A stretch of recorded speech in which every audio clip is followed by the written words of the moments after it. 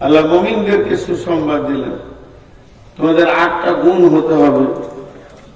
এই গুণগুলো যেন তোমাদের ভিতরে থাকে।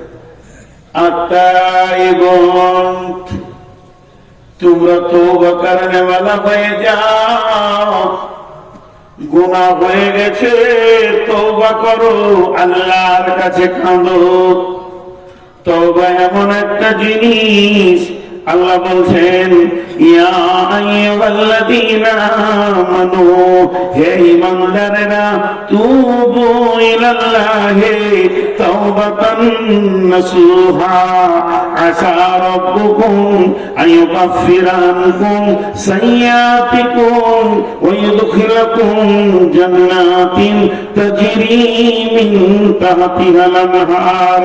হে ঈমানদারেরা, তোমরা তওবা করো, প্রতিজ্ঞাবদ্ধ তওবা নাসুহা। ওই তওবাটার ভিতরে এমন ইখলাস থাকবে, এমন প্রতিজ্ঞা থাকবে, যখন তুমি তওবা করবে তখন অন্তত নিয়ত করবে যে জীবনেও এ গুনাহ আর দ্বিতীয়বার করব না। তোমরা তওবা করনে वाला হয়ে যাও। তুবু ইলাল্লাহি তাওবাতান নাসুহা, আসা রাব্বুকুম আইয়ুকাফিরা আনকুম সাইয়্যাতিকুম ওয়া ইউদখিলাকুম জান্নাতিন তাজরি মিন তাহতিহাল আনহার। আশা করি আল্লাহ তোমার জীবনের গুনাহগুলোকে শুধু মাফ করবেন না, নেকিতে পরিণত করে দেবেন এবং এমন একটা জান্নাতে ঢুকাবে যে জান্নাতের নিচে কুলকুল করে নদী বইছে।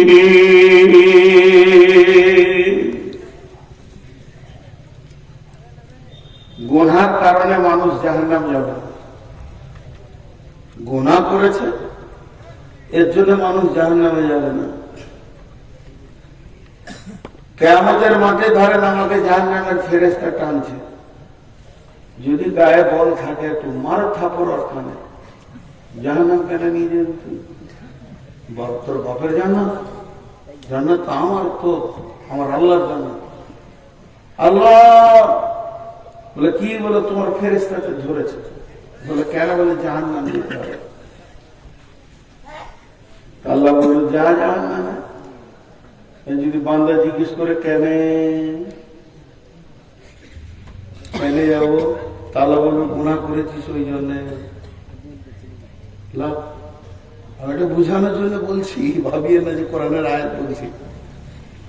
আল্লাহ বলছে জাহান্নাম যা, তোকে ফেরেশতাতে টানছে। তো আমি বলছি কেন? আল্লাহ বলছে গুনাহ করেছিস তার জন্য। এবার যদি আমি আল্লাহকে বলি, আল্লাহ আপনি বলেছেন ইন্নাল্লাহা গফুরুর রহিম, নিশ্চয়ই আল্লাহ জবরদস্ত কঠিন গুনাহকে মাফ করনে वाला। আপনি কোরআনে বলেছেন মাফ করনে वाला, আর আল্লাহ রাসূল বলেছেন কুল্লু বনি আদমিন খাতা, প্রত্যেকটি বনি আদম ভুলের মধ্যে ডুবে আছে। আমাদেরকে যখন বানানো হয়, একটা ঘরকে সিমেন্ট দিয়ে ঢালাই করা হচ্ছে, তোর মধ্যে রড আছে, পাথর আছে, সিমেন্ট আছে, বালু আছে, সিমেন্টে কেমিক্যাল আছে। কেমিক্যাল না থাকলে এমন জমবে না। আপনি যখন মানুষকে বানান, মানুষের ভিতরে পাপ করার মতো গুণটা দিয়ে বানিয়েছেন। এটা মানুষ পাপ করবে, তওবা করবে, পাপ করবে, তওবা করবে। গুণটা যদি আপনি না দিতেন তো আমরা তো পাপ করতাম না। আল্লাহ তাবারাক ওয়া তাআলাকে তিনখানা জিনিস ভালো লাগে।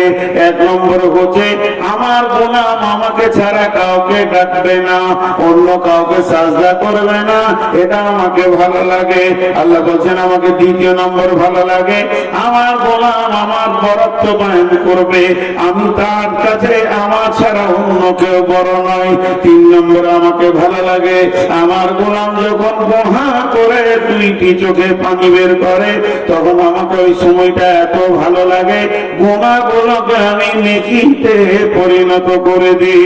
শুধু তাই নয়, আমার রব কত বড় মেহেরবান, 70 বছরের কঠোর পাপীকেও তিনি মাফ করতে রাজি আছেন। তাহলে যাদের মাবুদ এত মেহেরবান, তার গোলাম কেমন করে জাহান্নাম যাবে?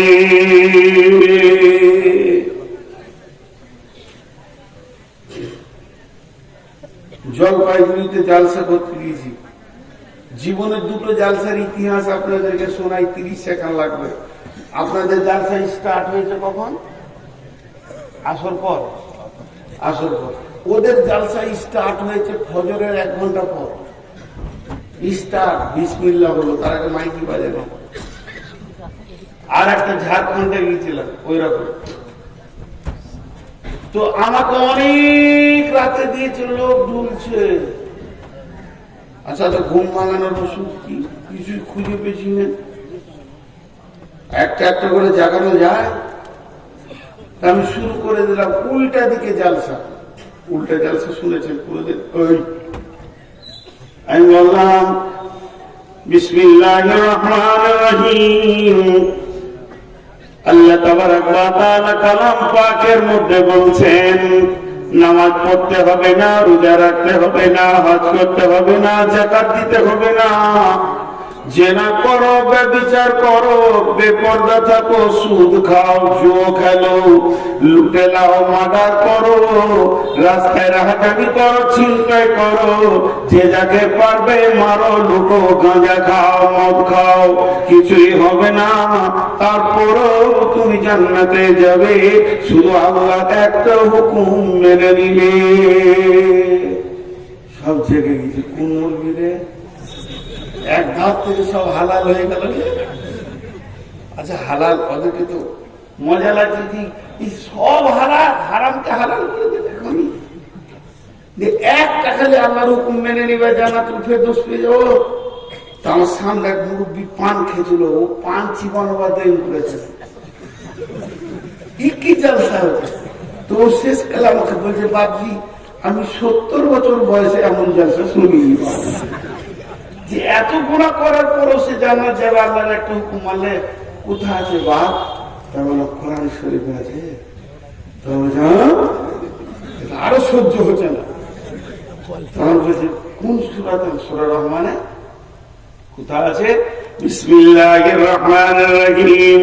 ইয়া মা'শারাল জিন্নি ওয়াল ইনসি ইন ইসতাতা'তুম আন তানফুযু মিন আকতারিস সামাওয়াতি ওয়াল আরদি ফানফুযু লা তানফুযুনা ইল্লা বিসুলতান ফাবিআইয়ি আলা'i রাব্বিকুমা তুকাযযিবান। আপনারা উত্তর দিন তো। যে ঠিক উত্তর দিতে পারবে 1000 টাকা নিব। কালো কালিতে লাল লেখা হবে? কালো কালিতে লাল লেখা হবে? হবে। কালিটা কালো, বানানটা লাল হবে না? হবে। আচ্ছা, তেমনি এটা রাত না দিন? রাত শব্দ ব্যবহার না করে এটাকে রাত বলেন তো? দিন নয়। দিনকে না করবেন তো রাত। তো ঠিক এই আয়াতটাকে তর্জমা করবেন একদিকে, অপোজিট ধরিয়ে দিবেন ওইটাই সেটা হবে। আল্লাহ বলছেন, হে জিন ইনসানের দল, তোদেরকে যদি আমার আইন মানতে ভালো না লাগে, তার মানে যত হারাম আছে এগুলোকে যদি খেতে মন যায়, আমার আইন মানতে ভালো না লাগে, আমার যত নিয়ম বলেছি বলতে ভালো না লাগে, শুনতে ভালো না লাগে, এগুলোকে যদি তোদের চলতে ভালো না লাগে, তোদের যা মন যাবে তাই করগা, তাতে আমার কিছু যায় আসে না। তবে তোদেরকে একটা কাজ করতে হবে, আমার রাজ্যের বাইরে গিয়ে বাসা বাঁধতে হবে। বুড়াটা তো বুঝি কোথায় যাবো বাবা? আপনি ভারতবর্ষের আইন মানবেন না, ভারতের মাটি ছেড়ে দেন, সরকারের আমাদের কিছু যায় আসে না। আর ভারতের মাটিতে থাকতে গেলে আইন মানতে হবে। তো আল্লাহর জমিনে যদি থাকতে হয়, আল্লাহ বলছে আমার আইন মানতে হবে। যদি আমার আইন মানতে ভারী লাগে, তা আমার মাটিটা ছেড়ে দিয়ে পারে। কোথায় যাবো বা যাবার যদি জায়গা না আছে তাহলে মানতে হবে। তেমনি আমি বলছি পৃথিবীর কোন ব্যক্তি গুনার কারণে জাহান্নাম যাবে না। কিয়ামতের মাঠে আমি নূর মুহাম্মদকে ধরেছে ফেরেশতাতে। এগুলো কৌতূহলী কথা, এগুলো বলবেন না বুখারী মুসলিমের কথা, এর ভিতরে যুক্তি আছে, কৌতূহলী কথা। আমাকে বলছে ফেরেশতা জাহান্নামে চোর, আমি আল্লাহকে বলছি মাবুদ জাহান্নামের ফেরেশতা ধরেছে। আল্লাহ আমাকে জিজ্ঞেস করছে কেন? আমি বললাম ফেরেশতা কাঁদছে, বলো জাহান্নাম চোর। আল্লাহকে আমি বলছি কেন? আল্লাহ বললে গোনা বান্দা রে, তুমি গুনাহ করেছো, তুমি গুনাহ করেছো। তখন আমি আল্লাহকে বলছি মাবুদ গুনাহ করা মানুষের ডিউটি, একে গুনার মতো করার পাশ তুমি বানিয়ে দিয়েছো। অতএব আমি আমার ডিউটি ঠিক করেছি, মাফ করা ডিউটিটা তো আপনার, তাহলে ডিউটিতে কি কাজ চলছে? এর জন্য আল্লাহ তাবারাক ওয়া তাআলা কি বলছেন? তুবু ইলাল্লাহি তাওবাতান, আল্লাহ তাওবাতান নাসুহা। আর মুমিনের সিফাত বলতে গিয়ে বলেন তোমরা তওবা করনে ওয়ালা হয়ে যাও। আত-তাইবুন, সারা পৃথিবীর মানুষ গুনার কারণে জাহান্নাম যাবে না, বরং তওবা না করার কারণে জাহান্নাম যাবে। কথাটা বুঝতে পারলাম? কিসের কারণে জাহান্নাম যাবে? তওবা না করার কারণে। ছোট্ট একটা উদাহরণ দিব। আপনাদের এখানে এসে ঝমঝম করে বৃষ্টি হচ্ছে, বর্ষার সিজনে মসজিদে উঠেছি, আর আপনাদের মাসের সেক্রেটারি দেখতে পেয়ে কি ব্যাপার নূর মোহাম্মদ ভাই, এখন তো কোনো জালসা নাই বর্ষা সিজনে, আর এসার পর উঠেছি বাড়ি, আমি না খেয়ে এসেছি, কোথা থেকে যে হুট করে এসে ঢুকলাম আল্লাহ। উনি তাড়াতাড়ি বাড়ি থেকে বেরিয়ে বলছে কিছু আছে, কিছু ভাত আছে আর খানিক আলু পরে আছে, বলে দুটো ডিম অমলেট করো, চলো। দিয়ে ছেলেকে পাঠালে, যার বাপ মৌলানাকে দেখে নিয়ে খাবে, গেলাম না। দ্বিতীয় ছেলেকে পাঠালে, গেলাম না। তৃতীয়বার ছেলেকে পাঠালে, গেলাম না। চতুর্থবার ছেলে পাঠালে, গেলাম না। পঞ্চমবার ছেলেকে পাঠাইলে, ভাবতো বিরক্ত করিস না, খাবো না, বলতে গেলে বিরক্ত করে। শেষকালে নিজে থাকতে না পারে সেক্রেটারি এসে বসে, ভাই চলেন ঘরে ডাল ভাত যাই আছে দুটি খেয়ে এলেন, কোথা থেকে এসছেন, হাতটা ছেঁকড়ে দেবেন, আপনি জানতে বিরক্ত করি না তো। শুয়ে পড়লাম। সকালবেলায় ফজরের নামাজ পড়ে আমি মাইকে এলান করছি যে মথুরাপুরের লোক ভালো ভাই, মেহমানের ইজ্জত করে না। আমার দাবিটা সত্য না মিথ্যা? আল্লাহ বলছে গোলাম গুনাহ তুই করবি, মাপ আমাকে করতে হবে, এটা আমার জানা আছে, তোকে জানিয়ে দিতে হবে না। এর জন্য আমি মসজিদকে পাঠালাম, ফজরের সময় ডাক, ওদের গুনাহ আমি মাফ করব, তোকে আমি পেলাম না। জোহরে দেখেছি পাইনি, আসরে দেখেছি পাইনি, মাগরিবে দেখেছি পাইনি, এশাতে দেখেছি পাইনি। গুনাহ মাফ নিয়ে চলে যা। আমি আমার ডিউটি করেছি। 5 বার যখন মসজিদ নিয়ে পেলাম না, গভীর তাহাজ্জুদের টাইমে আমার রব আপনার আমার দরজার কাছে এসে বলছে গোলাম ও গুনাহ করেছিস, জাহান্নামের আগুন জ্বলে গেছে, একবার তুই রব্বানা বলে চোখের পানিতে কাঁদ, আমি রব মাফ করার জন্য রেডি হয়ে আছি। তারপর আমি রব্বানা বলে কাঁদলাম না, মাফ নিলাম না। অর্থাৎ মানুষ গুনাহ করার কারণে জাহান্নাম যাবে না, বরং মাফ না চাওয়ার কারণে জাহান্নাম যাবে। জি ভাই, বিদেশি বক্তা যে বয়সেরই হোক, কোন বক্তাকে বসিয়ে রেখে আমি বক্তব্য রাখি না। আজকে দুটা কথা বলে নিলাম, খালি দুটি লোক দেখতে চেয়েছি, 20,000 আর 50,000 10,000 দাঁতা কে আছেন, মাত্র 3 মিনিট দেখবো, ছেড়ে দেব। আল্লাহর গোলাম কেউ আছেন? জি।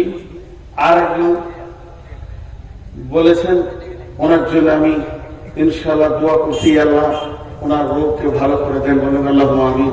পেটের কঠিন রোগে ভুগছেন, আল্লাহ তার শেফায়ে কামেলা দান করুন, আল্লাহুম্মা আমিন। শেফায়ে আজেলা দান করুন, আল্লাহুম্মা আমিন। আর পৃথিবীর বুকে আল্লাহ তাবারাক ওয়া তাআলা তাকে সুস্থ জীবন দান করুন, আল্লাহুম্মা আমিন, এবং দিনের উপরে চলার তৌফিক দান করুন, আল্লাহুম্মা আমিন। বাকি ইনশাআল্লাহ আমি কাবার দরজায় দোয়া করব।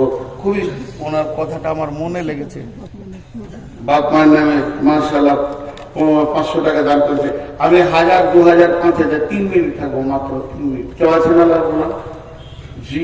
এই দোয়া নিয়ে অনেক ভেজাল চলছে, হাত তুলে না, এখন কোথায় যাব? জি সেলিম হোসেন কোথা পাই? ওলাটা সব 200 টাকা নোটগুলো কোথা থেকে বেশি নিচ্ছি?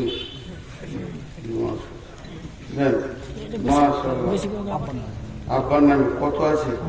মোটামুটি ছিল, হ্যাঁ 5000। আর মায়ের নাম 5000। ও ও সোনামণি কেটে বলুন বেনামিতে দেন।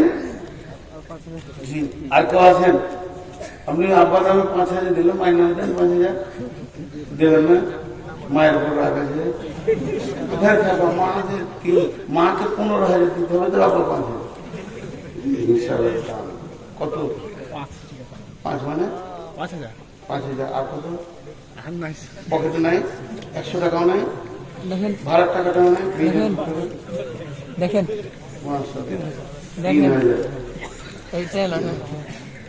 50 টাকা আছে, ভাড়া নাই।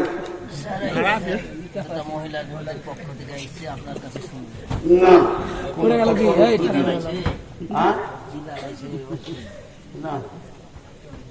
ও মহিলাদের কথা উত্তর দিন। আজকে আমি সব ভালো লেগেছে, কিন্তু আপনাদের কাছে আমি কোন প্রশ্নের উত্তর দিই না, জানি না।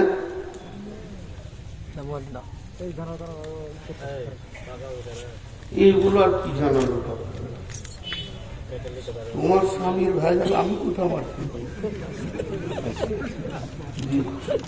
কিন্তু আমার একটা প্রশ্ন আপনাদের শিক্ষিত সমাজের কাছে থেকে গেল, যে মেয়ে ব্যাচেলিয়র হয়ে যাবে, যার মেন্স চালু হয়ে যাবে, সে সমাজে এসে কণ্ঠ খুলে কথা বলতে পারে না।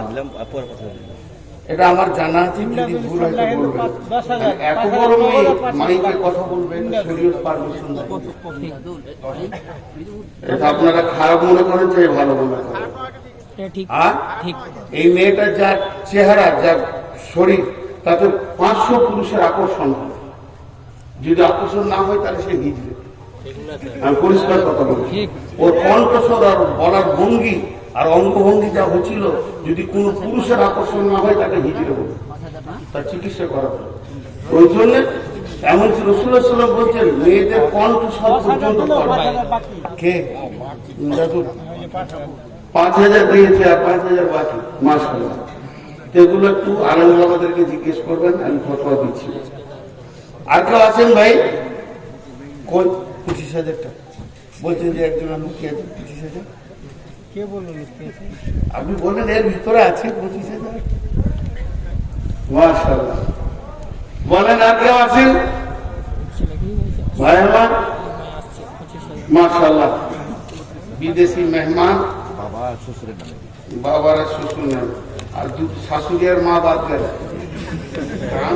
এক বেশি হয়নি, এলাকার সব বাপদেরকে বেশি ভালোবাসে। যাই হোক, যারা দান করেছেন আল্লাহ তাদের জায়গায় খায়ের দান করুন। তো আমি আপনাদের সামনে সর্বশেষ কথা এতটুকু বলে যাচ্ছি, জান মালের সহি ব্যবহার করতে হবে। আর আল্লাহ মুমিনের জান মালকে নিয়েছেন জান্নাতের বিনিময়ে। আল্লাহ তাবারক ওয়া তাআলা শোনা এবং বলার থেকে বেশি করে আমল করার তৌফিক দান করুন। আব্দুল হক সাহেব কত? আর বাড়বে না? একটু বাড়বে। কত আপনার ছিল? আপনার 50 না 25 বলছেন বারে বারে। 25টাই 5000 দিচ্ছি। তাহলে আর খানিক্ষণ দাঁড়িয়ে 50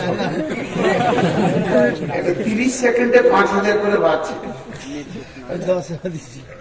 আর মানে 5 আর 10 15 নাকি? পুরুষেরা হবে কি করে? এলেন 10,000। আচ্ছা চাদর দেন, চাদর দেন আপনার হাতে এসে দিয়ে দেবেন সবটা। না তাহলে মজলিসটা ভেঙে যাবে, পরবর্তী বক্তা আছে। আমি হাতে তখন চাদরের লোক আছে, রেডিও দিয়ে দেন সবটা বুনেলি।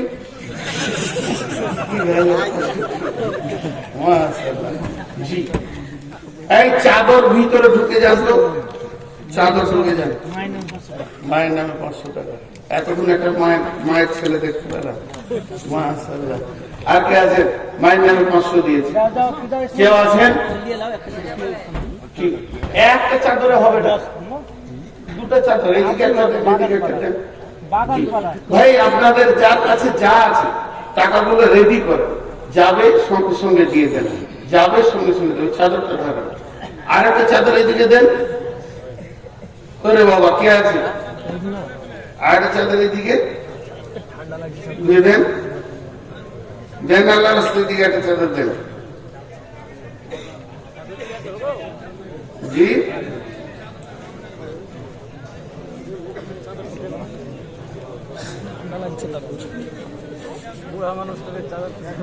চাদর দুটো তিনটে না দিলে হবে না, চাদর একটা দিলে হবে, চাদর একটা দিলে হবে না।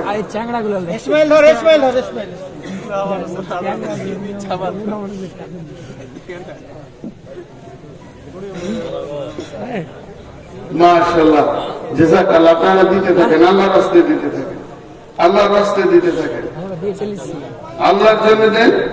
আব্বার নামে অসুস্থ 100 টাকা। আব্বার নামে অসুস্থ। এই আল্লাহ যতগুলি দান এই পর্যন্ত এসেছে, দাদার নাম যতগুলি দান এই পর্যন্ত এসেছে, মাত্র সমস্ত দানগুলি তুমি কবুল করে নাও। আল্লাহ তুমি এদের বদলা দাও, যে যা নিয়তে দান করছে আল্লাহ নিয়তকে তুমি পুরা করে দাও। হায়াতে তৈবা দাও, রুজি রোজগারে তুমি বরকত দাও। আল্লাহ তুমি হালাল উপার্জন করো, তুমি তৌফিক দাও। মাবুদ তোমার বান্দারা তোমাকে ভালোবেসে দান করছে, রুজি রোজগারে তুমি বরকত দাও। কঠিন কিয়ামতের দিনে নবীর হাতে পানি পান করা তৌফিক দিও। চলে গেটের সামনে চলে। কঠিন কিয়ামতের দিনে নবীর হাতে পানি পান করা তৌফিক দাও, তোমার রহমতের ছায়াতে দাও।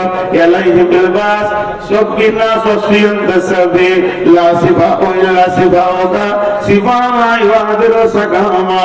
মাবুদ তোমার এক বান্দা কঠিন রোগে ভুগছে, আল্লাহ পেটের রোগ, বড় কঠিন রোগ। আল্লাহ তুমি রোগে সিফায়ে কামেলা আজেলা দান করো। আল্লাহ তুমি তাকে সুস্থ শরীর পৃথিবীতে দাও, শুধু শারীরিক সুস্থ নয় মানসিক সুস্থতা দাও। এবং সেই সাথে মাবুদ ওই ব্যক্তি বড় আশা করে আছে আমার কাছে দোয়া দেবে, আমি এক গুনাহগার তোমার দরবারে দোয়া করছি মাবুদ, গুনাহগারের দোয়াটা তুমি কবুল করে নি, সিফায়ে কামেলা আজেলা তুমি দান করে মাবুদ। হে আল্লাহ তাকে তুমি 5 ওয়াক্তের নামাজি বানাও, রাসূলের সুন্নতের উপরে পাবন্দি করিও। কেউ মায়ের নামে, কেউ বাপের নামে, কেউ দাদার নামে, দাদির নামে, যে যার নামে দান করছো মাবুদ, দানগুলো তুমি কবুল করো, মাফ করো, ক্ষমা করো। রব্বুল আলামিন নিশ্চয়ই তোমার বান্দারা তোমাকে ভালোবাসে, ভালোবাসে বলে নিজের হাতে দান করেছে মাবুদ। এ আল্লাহ দানগুলোকে গ্রহণ করে নাও, এদেরকে তুমি কবুল করে নাও। আমিন, আল্লাহুম্মা আমিন। আর কেউ আছেন ভাই আমার? চটচট করে দেন। এখান থেকে সাগর দিঘি শর্ট রাস্তা কি আমাকে? হ্যাঁ, একটাই রাস্তা। লোকেশন দিতে পারবে? লোকেশনটা করে দাও। দেন আল্লাহ রাস্তা।